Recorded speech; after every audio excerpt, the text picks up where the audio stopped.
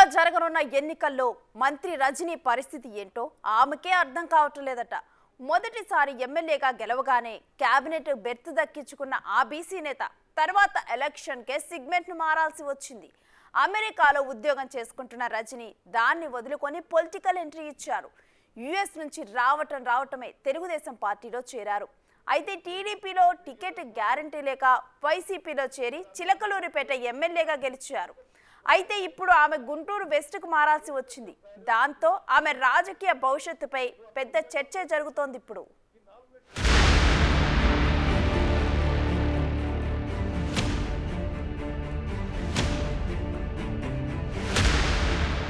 మంత్రి విడుదల రజనీ గుంటూరు జిల్లా చిలకలూరిపేట నియోజకవర్గం నుంచి 2019లో ఫస్ట్ టైం ఎమ్మెల్యేగా గెలిచారు. బీసీ సామాజిక వర్గానికి చెందిన రజనీ స్వతహాగానే చాలా స్పీడ్గా ఉంటారు. ఆమె టీడీపీలో టికెట్ దక్కే పరిస్థితి లేకపోవడంతో జగన్మోహన్ రెడ్డిని కలిసి వైసీపీలో చేరేటప్పుడే టికెట్పై హామీ తీసుకున్నారు. అప్పట్నుంచి చిలకలూరిపేటలో తనదైన శైలిలో చక్రం తిప్పుతూ వచ్చి టీడీపీ సీనియర్ నేత మాజీ మంత్రి ప్రత్తిపాటి పుల్లారావును ఆ ఎన్నికల్లో 8,300 ఓట్లతో ఓడించారు. అమెరికా నుంచి రావడమే టికెట్ దక్కించుకొని తొలిసారి ఎమ్మెల్యే అయిన ఆమె విస్తరణలో మంత్రి పదవి కూడా దక్కించుకోగలిగారు.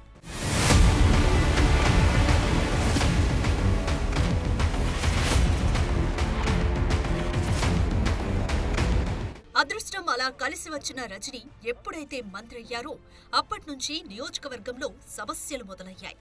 రజనీకి ముందు చిలకలూరిపేట వైసీపీ ఇన్ఛార్జ్, ప్రస్తుత పార్టీ రీజనల్ కోఆర్డినేటర్ మరి రాజశేఖర్ వర్గంతో విభేదాలు ముదిరిపోయాయి.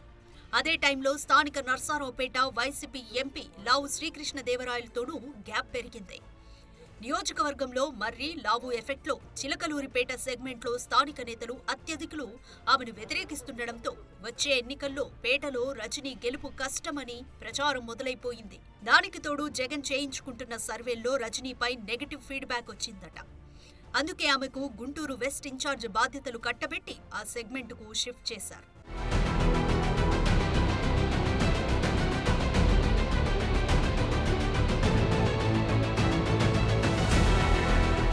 గుంటూరు వెస్ట్లో బీసీ ఓటర్లు గణనీయంగా ఉంటారు. అయితే ఆ నియోజకవర్గానికి కొత్త ముఖమైన రజనీ అక్కడ చక్రం తిప్పగలరా? పార్టీ నేతలు క్యాడర్ను కలుపుకొని పోగలరా అన్న అనుమానాలు సొంత పార్టీలోనే వ్యక్తమవుతున్నాయి.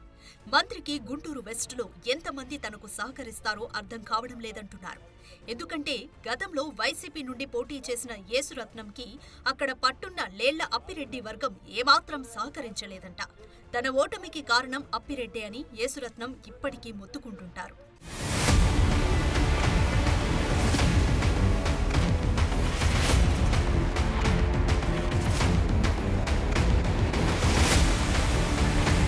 ఇక గుంటూరు వెస్ట్లో యేసురత్నంపై గెలిచిన టీడీపీ ఎమ్మెల్యే మద్దాలి గిరి ప్రస్తుతం వైసీపీ మద్దతుదారుడయ్యాడు. వైసీపీలో తిరిగి టికెట్ దక్కకపోవడంతో ఎమ్మెల్యే వర్గం అసంతృప్తితో ఉంది. అదలా ఉంటే గుంటూరు మేయర్ మనోహర్ నాయుడు కూడా పశ్చిమ సీటు ఆశించారన్న ప్రచారం ఉంది. ఈ ఇద్దరూ ఆ సెగ్మెంట్లో అంతో ఇంతో పట్టున్న నేతలే. ఆ క్రమంలో రానున్న ఎన్నికల్లో మద్దాలిగిరి, మనోహర్ నాయుడు వర్గాలు కొత్తగా వచ్చిన రజనీకి ఎంతవరకు సహకరిస్తారనేది అంతుపట్టకుండా తయారైంది.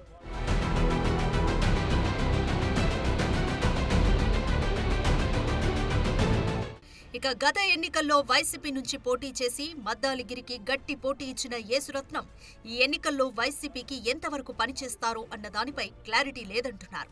అదేకాక రాష్ట్ర వ్యాప్తంగా వైసీపీ గాలి వీచినప్పటికీ వెస్టు నుంచి మద్దాలిగిరిని గెలిపించుకున్న టీడీపీ శ్రేణులు ఆయన పార్టీ ఫిరాయించడంతో రగిలిపోతున్నాయి. వచ్చే ఎన్నికల్లో వైసీపీకి చెక్ పెట్టాలన్న పట్టుదలతో గ్రౌండ్ వర్క్ చేస్తున్నాయి.